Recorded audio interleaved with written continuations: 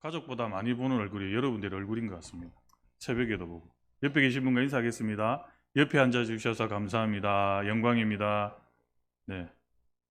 또 앞뒤에 계신 분, 옆에 계신 분 다시 인사하겠습니다. 하나님이 우리 교회를 경영하십니다. 이렇게 인사하겠습니다. 네. 한국 개발연구원이라고 KDI라고 있습니다.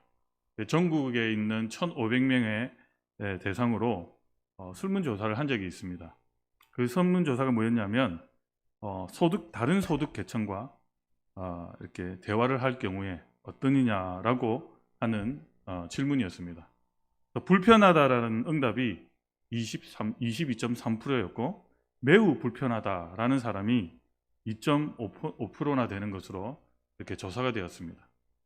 그러니까 잘 살지 못하는, 우리 집은 그래도 좀 금수저고 우리 동네는 좀 잘 살고 이 동네는 좀 판자촌이고 주택이고 우리 집은 뭐 40평이 넘는 아주 고급 아파트에 사는 이런 무리들과 잘 살지 못하는 무리들과의 그런 대화가 불편하다는 것입니다.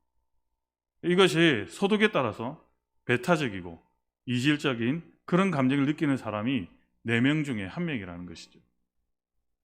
그러니까 소득 수준이 다르면 대화가 불편하다라는 사람이 25%나 되었다라는 것입니다. 등산을 하다 보면 많은 사람들이 이제 산을 오르면 우리가 좀 특별한 걸 보죠. 주위를 보면 소나무는 소나무대로, 그리고 뭐 자작나무는 자작나무대로, 단풍나무는 단풍나무대로 그렇게 끼리끼리 모여서 자라고 있는 모습을 보게 됩니다. 제가 뭐 또 이렇게 뭐 낚시를 가게 되면은 한 번씩 이렇게 고기들이 떼를 지어서 가는 거 보게 되거든요. 그러면 이 고등어 떼들이 막 이렇게 수없이 막 떼를 지어서 지나가요. 그러면 자기들이 좋아하는 밑밥을 딱 뿌리면 진짜 개체를 셀 수 없이 많은 무리떼들이 막 이렇게 지나오거든요. 이 밑밥 던진 곳에. 그러면 그물 하나만 이렇게 딱 대고 있으면 그 안으로 막 들어가요. 그럼 딱 건지면 수십 마리가 올라오거든요. 그 옆에 또 시커멓게 멸치떼가 막 지나가요. 그러니까 고등어 떼 안에 멸치가 없고 멸치떼 안에 고등어가 없어요. 자기들 끼리끼리 다녀요. 우리가 이제 산을 올라가다 보면 새도 마찬가지죠. 까마귀 떼는 까마귀 떼대로, 까치 떼는 까치 떼대로, 참새는 참새 무리를 지어서 그렇게 다닙니다. 그 안에 뭐 참새 떼 안에 뭐 까마귀가 있을 수 없고, 그래서 끼리끼리 그렇게 떼를 지으면서 놀고 있는 모습을 보게 되죠. 이런 것을 우리는 무리의 법칙이라고 그렇게 얘기합니다. 인간의 삶도 마찬가지죠.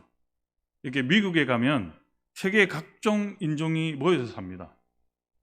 백인촌이 있는가 하면 또 흑인촌이 있고 멕시코인들이 사는 멕시코인이 있습니다. 뭐 부산에도, 우리나라도 그렇잖아요. 부산에 가면 중국에 있는 중국 사람들이 사는 차이나촌이 따로 있습니다. 그런 것처럼 이렇게 각각 집단을 이루어 거주하고 있다는 것이죠. 한 개인의 삶과 그의 운명도 그의 내적인 삶의 내용에 따라서 환경이 조성되고 당연히 만들어져 간다라는 이치라는 것입니다. 사람들은 모두 자기의 마음판에 이렇게 자화상을 그리며 살아갑니다. 그리고 뭐 자기가 생각하든지, 그러니까 의식적이든지 생각하지 않던 무의식적이든지 자기가 그린 자화상을 따라 말하고 생각하게 되고 행동하게 됩니다. 용감한 자화상을 가지고 있으면 말과 행동을 용감하게 합니다. 그러나 비열하고 비굴한 자화상을 가지고 있으면 비열하고 비굴하게 행동하게 된다는 것이죠. 이와 같이 사람의 마음에 그려 있는 이 자화상을 따라 환경이 조성되고 운영이 되어진다는 것입니다. 즉 자기 자화상은 거기에 알맞는 환경을 자기 주위에 이렇게 불러들이고 모으고 또 자기가 그것을 찾아갑니다. 그래서 자꾸만 자신이 그려져 있는 그 마음판에 그려져 있는 자화상대로 그렇게 분위기를 조성하고 형성하게 된다는 것입니다. 이것이 또한 다름 아닌 무리의 법칙이라는 것이죠. 그러므로 자기 운명과 환경을 변화시켜서 자유하려면 무엇보다도 자기의 마음판에 그려진 이 자화상을 아름답고 좋게 바꾸어 가야 한다는 사실입니다. 나쁜 자화상을 가지고 좋은 삶의 환경을 기대하는 것은 가시나무의 무화과 열매를 맺기를 바라는 것과 같다라는 것이죠. 좋은 삶의 환경을 끌어들이는 힘은 바로 다른 것이 아니라 내 마음속에 좋은 자화상을 갖는 것이죠. 그러면 이 좋은 자화상을 가진 사람은 또 다른 사람에게 영향을 주겠죠. 그러면 그도 좋은 자화상을 가지게 됩니다. 특별히 가족 안에서 가장 특별하게 일어나는 일들이겠죠. 가깝게는.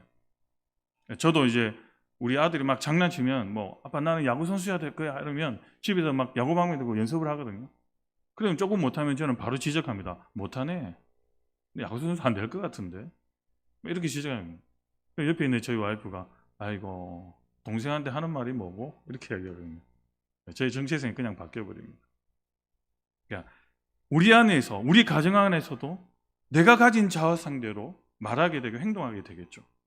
특별히 부모는 자녀에게도 너 못해, 너 안 돼 그런 것보다는 정말 용감하고 자기가 할 수 있다라는 그런 용기의 자화상을 형성하기 위해서는 어떻게 됩니까? 자기도 좋은 말을 해야 되고 자기 마음판에 좋은 자화상을 그려내야 한다는 것입니다. 그러니까 우리는 패배주의적인 자화상을 가지고 있는 사람들이 너무나 많아요. 많은 사람들이 자신에 대해서 나는 죄인이야. 우리 가정은 이래. 나는 왜 살아온 환경이 이렇지?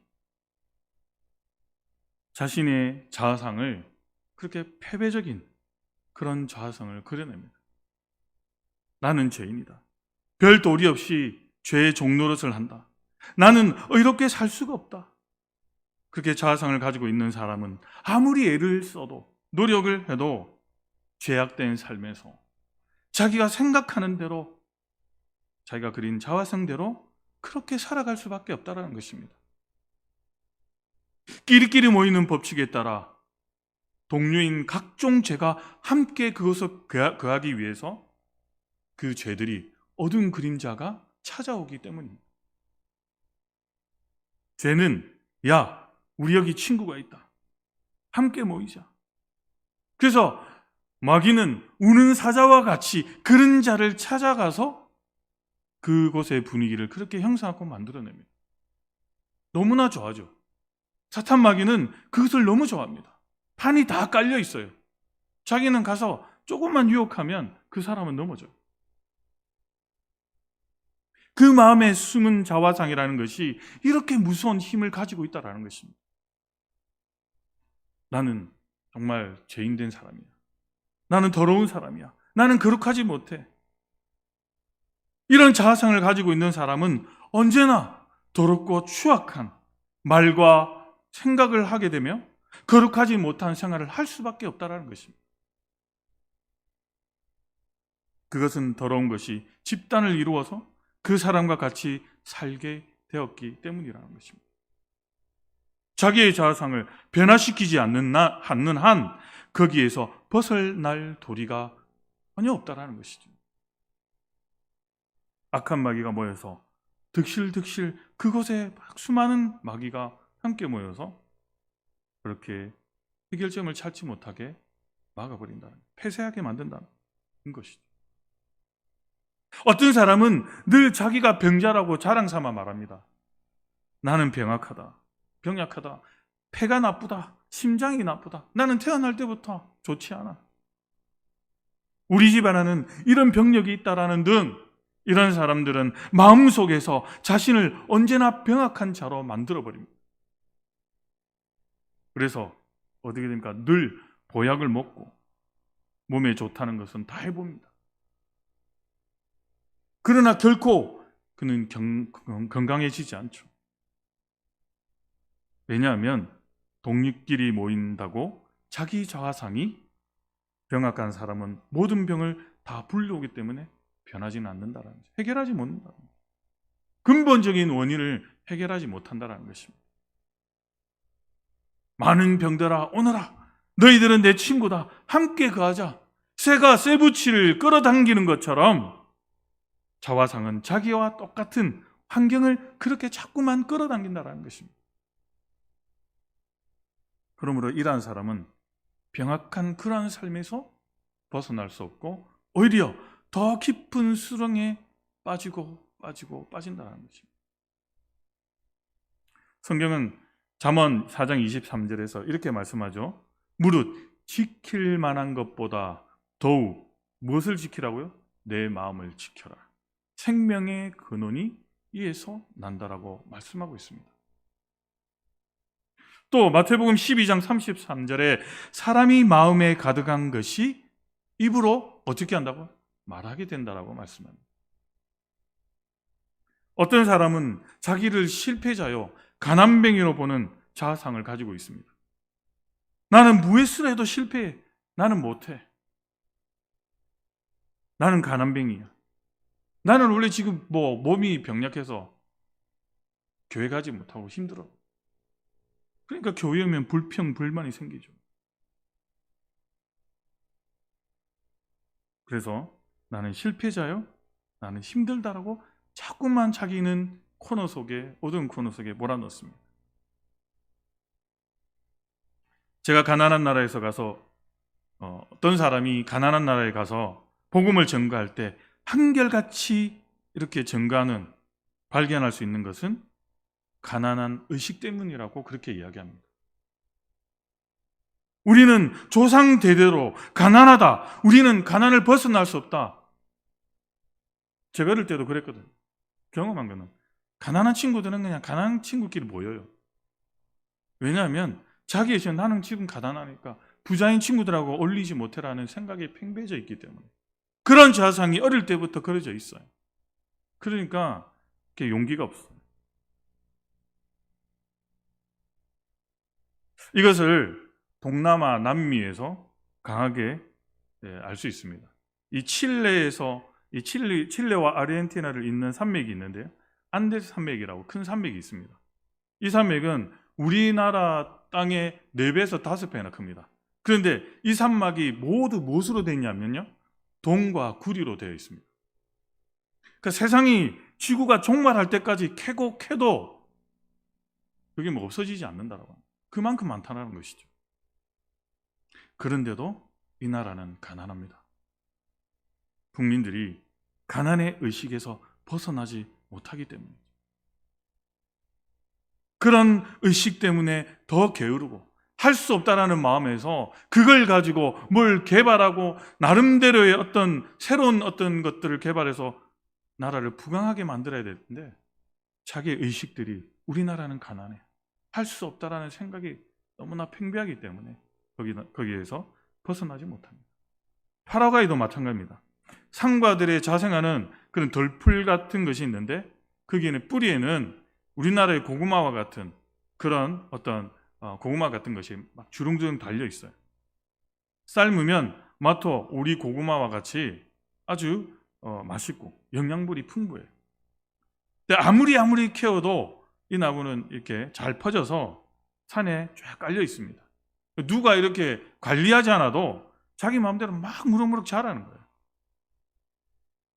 그런데도 그것을 캐서 이렇게 심고 가꾸지 않아도 그냥 자라나는데도 불구하고 그런 자연을 가지고 있음에도 불구하고 이 나라는 잘 살지 못합니다. 그 이유가 무엇이겠습니까? 가난이라는 의식 때문입니다. 자신들은 백인보다 연약하고 실패자라는 식의 그런 패배의식이 얼마나 무서운가를 이 두 나라를 보고 느끼게 한다는 것입니다. 이런 의식에서 벗어나지 않는 나는 정말 할 수 없어. 나는 가난해. 이 자성을 버릴 수가 없고 그저 어두운 마음이 나의 마음을 지배하게 된다는 것이죠. 어떤 사람은 자기가 미움받고 버림받았다고 보는 자아상을 가지고 있는 사람이 있습니다. 사람들이 나를 미워해. 나는 버림받았다. 어릴 때부터 우리 부모가, 친척이 아니면 주위 사람들이 날 사랑하지 않는다.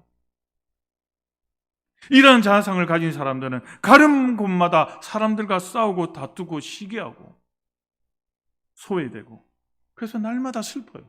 눈물을 흘립니다. 그러니까 어떤 사람들은요, 조금 보통 사람보다 행동이나 생각이 다르면요, 분명히 어릴 때부터 자아 형성이 잘못됐다는 걸 느껴요. 부모님한테 영향을 받았던 어떤 환경에서 그런 영향을 받은 것을 알 수가 있어요. 그래서 이런 슬픔에 눈물을 흘리고 우울증이 걸리고 끝내는 나중에 어떻게 됩니까? 목숨을 그냥 내어 던지게 됩니다. 이런 사람은 결혼 생활을 해도 사회 생활을 해도 어느 곳에 가도 그런 운명과 환경을 만들어 놓고서는 아이고 내 팔자야. 내 팔자는 왜 이렇게 기구하냐? 그러나 팔자가 기구한 것이 아니고 자신의 마음판에 새겨진 그 자화상이 기구한 것이죠. 그 자화상을 바꾸기 전에는 그 운명과 환경을 다른 것으로 절대로 개조할 수가 없습니다. 이 공포의 자화상을 가진 사람이 있습니다. 욥을 보십시오. 욥을 보면 우리가 잘 알죠. 욥은 그렇게 잘 살면서도 늘 마음속에 자식과 재산을 다 잃고 몸은 병들고 부인에게 버림을 당하는 자기의 모습을 그리며 날마다 두려워 떨었습니다. 그리고 결국에는 마음속에 가진 이 부정적인 자화상이 그대로 되었다라는 것이죠. 자식들은 다 잃어버리고 재산도 다 잃고 몸은 병들고 부인에게는 버림받았습니다. 그때 욥이 뭐라고 했겠습니까? 내 두려워하던 것이 내게 임하고 내가 무서워하던 그것이 내게 미쳤구나라고 고백했습니다.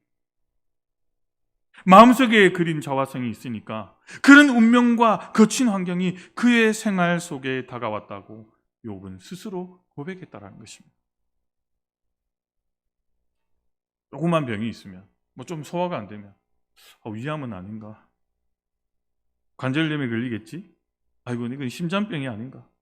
이제 죽으려나 보다. 자꾸 이렇게 부정적으로 모든 일이 안 될 것을 생각하고 그것을 그려보는 사람들이 있다는 것입니다. 그래서 어떤 사람들은요, 막 목이 갑자기 건강하다 이렇게 좀 안 좋아지면 이게 뭔가 잘못됐다. 혹시 암은 아닌가? 병원 가서 자기 스스로 진단하고 의사에게 다 말해요. 이거 보니까 위암인 것 같고, 막 위에 뭐 염증이 생긴 것 같다. 자기가 다 진단 내립니다. 그 의사가 막 뭐라 하죠? 왜 자기도 모르면서 함부로 자기가 진단하냐? 사실 제가 좀 그렇습니다. 그렇게 생각하면 그렇게 되는 것이죠. 그냥 거기에 머물러 있다라는 것입니다. 열등의식과 좌절감 속에 있는 사람들도 있습니다. 이런 사람은 무시당하고 어려움만 당하는 그런 것을 체험하게 되죠. 그래서 자화상이 그런 것들을 끌어오게 되고 또 자기가 그런 곳에 끌려가게 됩니다. 그래서 자기가 그린 그 자화상대로 보게 되고 듣게 되고 그렇게 자꾸만 더 나쁜 자화상을 만들어갑니다. 이러므로 패배주의적인 자화상에서 하루속히 우리는 벗어나야 한다는 것입니다. 그리고 사람이 자기 자화상을 새롭게 고치려면 어떻게 해야 합니까? 답은 우리가 잘 알고 있습니다. 바로 예수님을 믿고 하나님께로 돌아가야 한다는 것입니다. 고린도후서 5장 17절에서 이렇게 말씀합니다. 누구든지 그리스도 안에 있으면 새로운 피조물이라. 이전 것은 지나서네 보라 새 것이 되었다. 우리는요 그리스도 안에 있으면 새로워지는 거예요. 그리스도 안에 있으면 내 마음판에 새겨진 자화상이 날마다 새롭게 되는 것입니다. 그래야 그 안에서 진정한 자유를 얻게 되는 것이죠. 여러분은 진정 예수 그리스도 안에 있습니까? 자유를 향한 발돋움인 이 새 것이 되는 그런 자화상을 우리는 예수 그리스도 안에서 진정 만들 수 있다는 것입니다. 자화상을 바꾸면 우리는 운명이 바뀝니다. 백악관을 구경 나왔던 한 소녀가 아버지에게 이렇게 말했습니다. 아빠, 제가 저 안에 못 들어가고 이렇게 밖에서만 구경할 수 있는 건 아마 제 피부색 때문일 겁니다. 두고 보세요. 저는 반드시 저 안으로 들어갈 거예요. 불과 10살밖에 되지 않았던 이 소녀는 25년 뒤에 자신이 말했던 것처럼 그렇게 실천했습니다. 흑인 여성으로서는 최초로 스탠퍼드 대학 학장을 거쳐서 부시 대통령 행정부에서 발탁되어서 여성으로는 두 번째, 흑인 여성으로서는 최초로 미 국무부 장관에 오른 콘돌리자 라이스의 이야기가 바로 이 이야기라는 것입니다. 이처럼 부정적인 좌상에 사로잡히지 않는 것이 우리의 인생과 자녀들의 인생과 미래를 바꾸는데 매우 중요하다는 사실입니다. 사람들은 그리스도의 이 십자가의 밑에 와서 종교를 얻는 줄로 그렇게 생각합니다. 그러나 그것은 큰 오해입니다. 날 위해서 십자가에 몸을 찢고 피를 흘리신 그리스도를 바라볼 때에 성령의 능력으로 거대한 변화가 다가오게 되는 것이죠. 힘으로도 되지 않고 능으로도 되지 않는 역사가 그런 마음에서 일어나기 시작한다는 것입니다. 그것은 바로 죄를 짓고 불의하고 추악하고 버림을 받아야 마땅한 내가 그리스도의 피로 재용서함을 받고 이제 용서받은 그 의인이 되었다라는 그런 믿음과 좌상을 얻게 되는 그런 역사가 예수 그리스도의 십자가 밑에서 얻게 되는 것이죠. 그리고 내 속에, 내 삶 속에 둘러 진치고 있는 그 의인끼리 모이게 되는 역사가 일어나게 됩니다. 또 그 안에서 거룩한 자화상을 가지게 된다는 것입니다. 그리스도의 보혈이 나를 씻고 성령이 내게 거하고 있으니 나는 하나님과 화해하고 거룩함을 입었다. 이제는 음란하고 방탕하고 추악하고 세속적인 곳에는 나는 이제는 갈 수가 없다. 이러한 자상을 가지게 되고 자연적으로 추하고 더러운 것이 이제는 어떻게 됩니까? 싫어진다는 것입니다. 이제는 선과 악을 분별할 수 있고 그 안에서 진정한 자유를 얻게 된다는 것입니다. 그래서 거룩한 것이 좋아집니다. 다시 말하면 하나님께서 기뻐하시는 걸 좋아하게 됩니다. 그러니 나의 자유상은 나의 말과 행동과 생각이 그렇게 되므로 내 인생은 하나님께서 인도하시는 길로 갈 수밖에 없죠. 그 길은 자유와 평화가 넘치고 하나님께서 위로해 주시고 하나님께서 평안을 주심으로 우린 그것을 누리며 나아갈 수 있는 인생이 된다는 것입니다.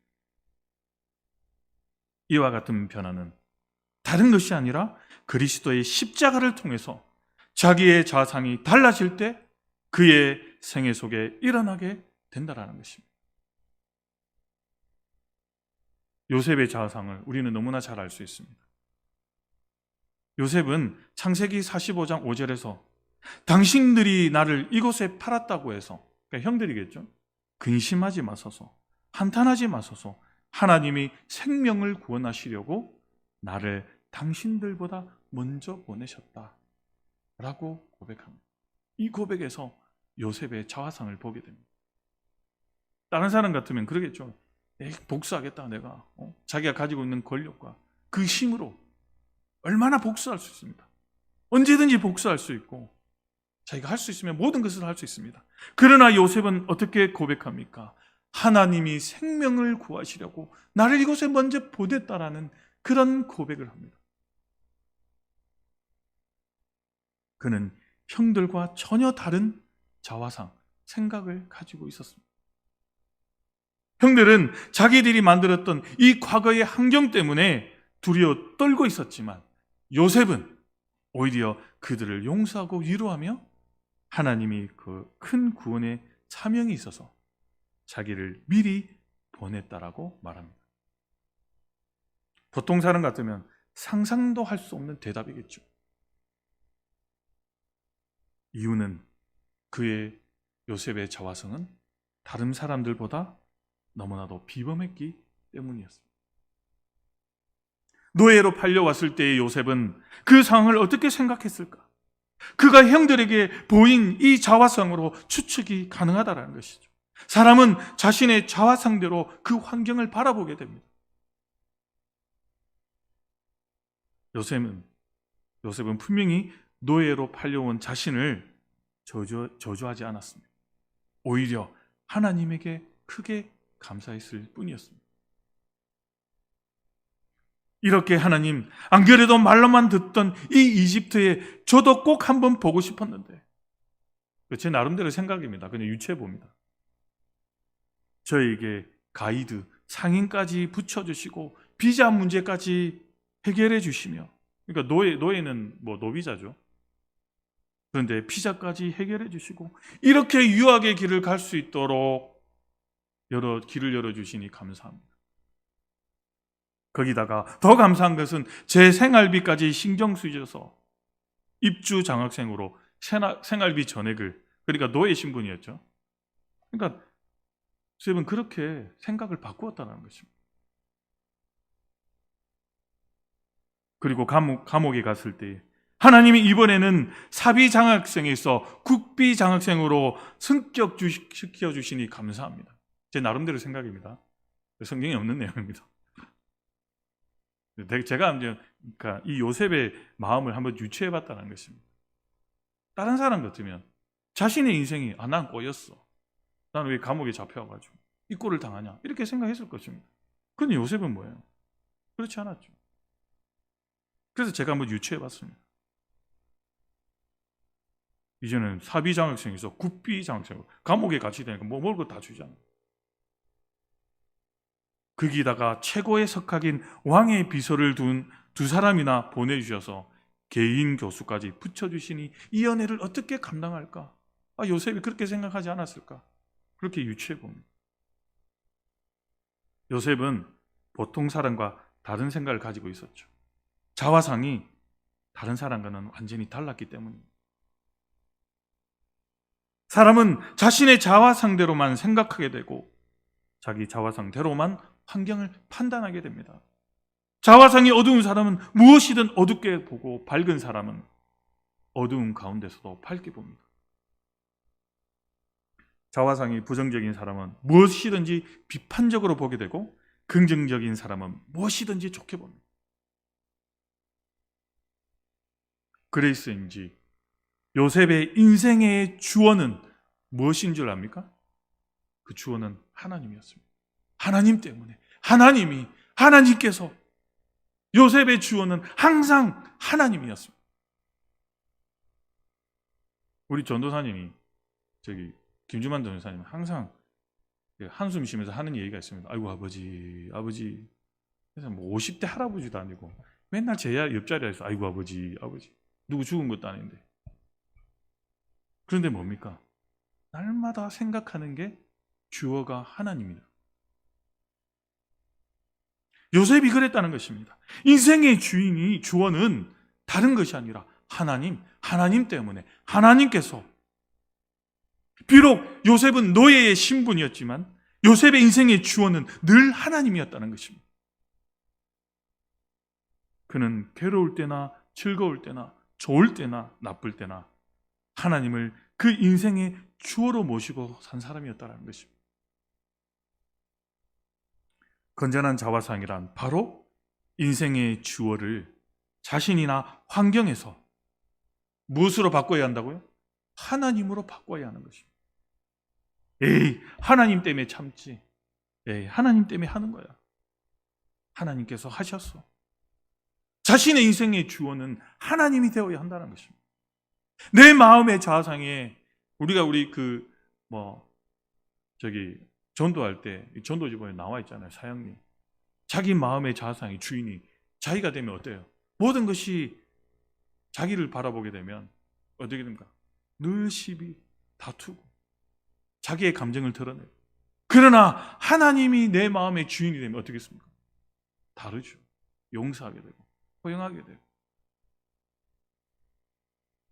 그렇게 자화상이 바뀌게 됩니다. 혹이나 육신의 질병을 가지고 있는 분들이 있습니까? 요즘에는 고령화 시대다 보니 항상 제 주위에 들리는 이 소리는 아이고 다리야, 내 무릎이 아프다, 아이고 허리야, 어느 병원에 가야 되는지, 우리 권사님들 다 모이시면 병원 얘기하고 뭐가 좋더라. 그런 것도 좋습니다. 다 좋은데 혹여나 병자들이 건강을 얻기 위해서는 그리스도 안에서 건강하게 된 자신의 모습을 그렇게 그리며 살아야 한다는 거죠. 다리가 좀 아파도, 허리가 좀 아파도 괜찮아. 그리스도께서 우리의 병을 짊어지시고 채찍에 맞으심으로 우리가 나음을 입었다라는 그 사실을 우리는 언제나 마음속에 깊이 받아들여야 한다는 것입니다. 이렇게 모든 사람들에게 당신들은 병과 상관이 없다. 병은 이미 십자가에서 다 청산되었다. 당신은 이미 법적으로 병에서 해방된 사람이다. 그런 좌성을 스스로 심어주어야 한다는 것입니다. 그리고 난 다음 예수님 이름으로 기도하고 우리들의 마음에 그리스도를 믿음으로 새롭게 된 그 모습대로 행하라고 할 때 어떻게 되었습니까? 목발을 쥐고 가는 사람은 목발을 던져버리게 되고 휠체어에서 일어나게 되고 못 쓰던 팔도 내 귀 위로 올라가는 기적들이 일어나게 된다는 것입니다. 먼저 이런 아름다운 자상을 내 마음에 새길 때 병도 떠나가는 것이죠. 그래서 병은 야, 너는 여기 있을 곳이 못 돼. 이제 우리는 친구가 아니니 스스로 떠나라. 그런 믿음에 여러분들이 말로서 선포하고 그런 자상을 그리기를 바랍니다. 우리는 예수 그리스도 안에서 모든 저주가 다 속량되고 우리는 저주의 여리고를 떠나서 이제는 그리스도를 따라가는 새로운 사람이 되었다는 것을 이제는 믿음으로 고백해야 한다는 것입니다. 이제 가난하다고 생각했던 사람은 그런 가난의 옷을 벗어버리고 동냥하던 삶을 벗어버리고 눈을 뜨고 그리스도를 따라서 여리고를 떠나간 바디메오와 같이 우리의 저주의 삶은 그리스도를 통해서 떠나가 버리고 아브라함의 복을 가득히 받은 자의 모습을 우리는 믿음의 눈으로 이제 바라보아야 한다는 것입니다. 여호와는 나의 목자시니 내가 부족함이 없다. 이제는 내 잔이 넘치구나. 내 영혼이 잘된 것 같이 범사에 잘되며 건강한 사람이 되었다.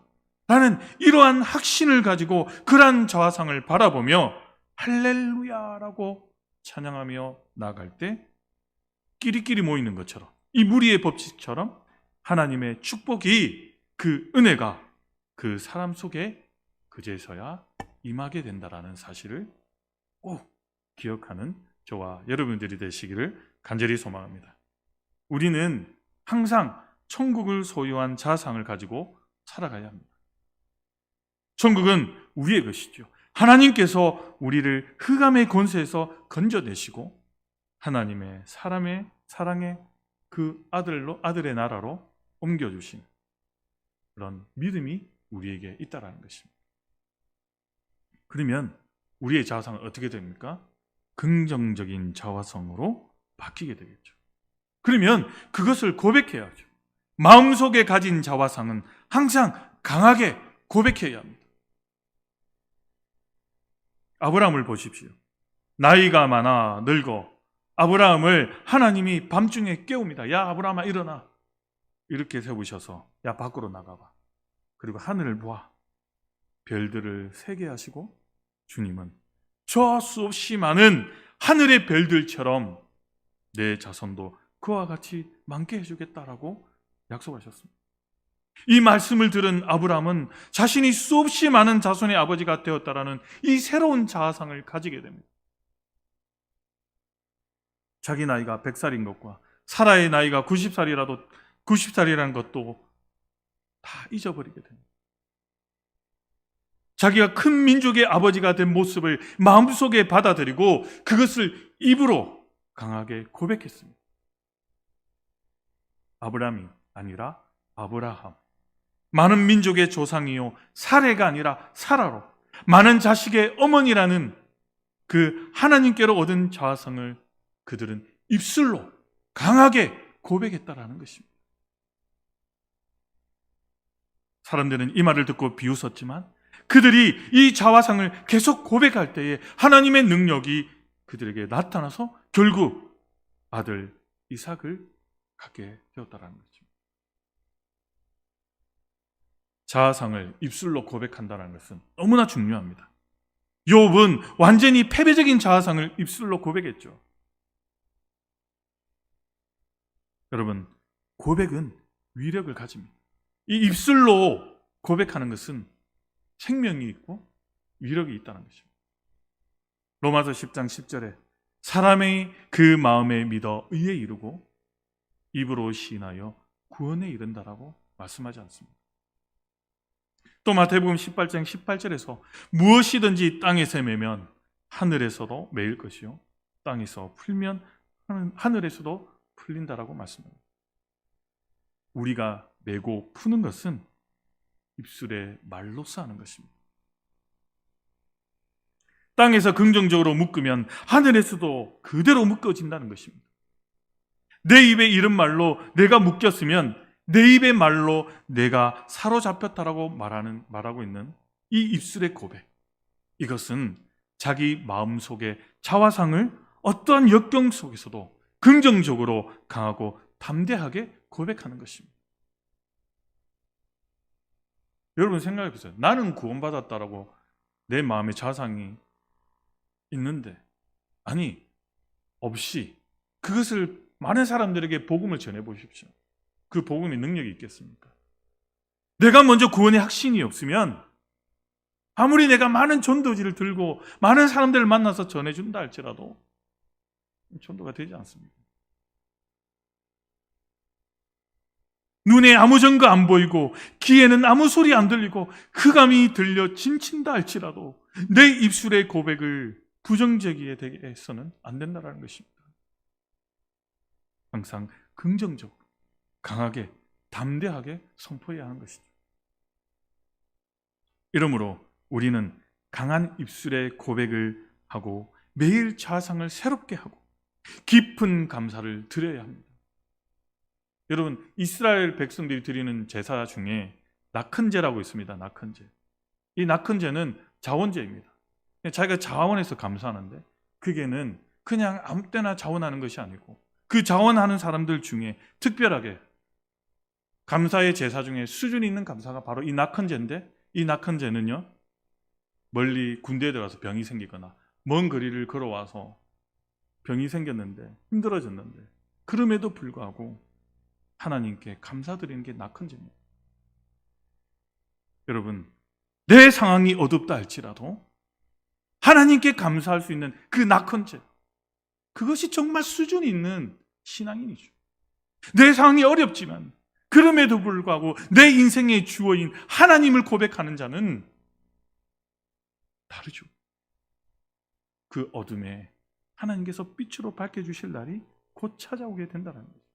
그런 것을 경험하는 사람은 절대로 그 신앙이 흔들리지 않죠. 하는 여러분, 나는 주의 보혈로 정결케 되었다. 주님이 채찍에 맞으심으로 나는 건강하다. 주님께서 나의 가난과 저주를 짊어지셨고 사망과 음부를 철폐하셨으므로 나는 복의 사람이다. 이제는 영생 천국의 백성이 되었다라고 확신하고 마음판에 그 자화상을 그린 사람은 이제는 선포하십시오. 올해에는 마음에서 우러나오는 영성과 말의 품격을 스스로 높여야 한다는 것입니다. 창조하는 힘을 가진 긍정적인 믿음의 언어를 선포하며 적극적으로 우리는 행동해야 한다는 것입니다. 행함이 없는 믿음은 죽은 믿음이라고 했습니다. 뜨거운 소원을 품고 2023년 하나님이 경영하시는 우리 평화교회가 되기 위해서 우리 성도님들 모두가 이런 자화상을 마음판에 새김으로 하나님께서 우리 교회를 통해서 이루고자 하는 그 뜻을 한 해는 이뤘으면 좋겠습니다. 그것을 경험하는 우리 평화교회가 되었으면 좋겠습니다. 그러면 우리 교회는 이 어두운 세상에서 빛과 소금의 역할을 잘 감당해내는 한 해가 될 줄로 믿습니다. 그러한 자화상을 그리는 우리 모든 성도님들 되시기를 주님의 이름으로 간절히 소망합니다. 옆에 계신 분과 또 옆 주위에 있는 분과 이렇게 인사하겠습니다. 우리 아름다운 자화상을 그립시다. 이렇게 고백하겠습니다. 믿음대로 될 줄로 믿습니다.